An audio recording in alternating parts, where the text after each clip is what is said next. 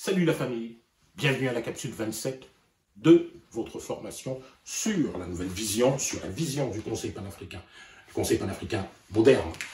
Alors, on a ce CIA, on parlait de cette stratégie de gouvernance, on a un CIA, on a un bureau exécutif. Le bureau exécutif est formé par le ou la ressource qui est élue par l'Assemblée, le CIA, et cette personne-là vient, de l'Assemblée, est membre du Conseil panafricain depuis au moins un an.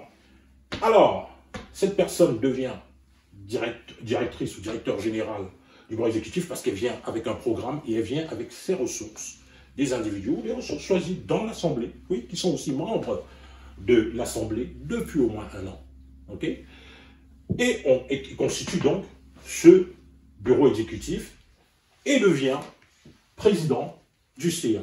Alors, on peut rapidement se parler du CIA, comment il est constitué. C'est très simple.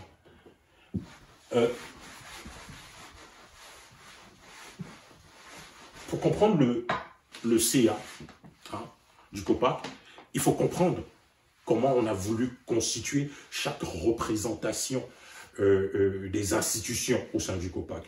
Puisqu'au COPAC, on a des individus, on a des entreprises,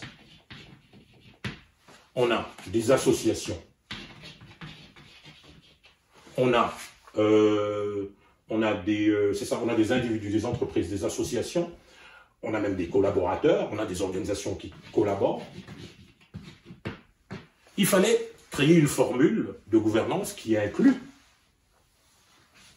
toutes ces entités. C'est pour ça que dans le CIA, vous avez le ou la PDG qui a été élu et qui a formé une équipe pour la direction générale et qui devient président ou présidente du conseil d'administration. Ensuite, vous avez la secrétaire générale, la secrétaire administrative, le secrétaire administratif. Ensuite, vous avez l'aviseur de l'Assemblée.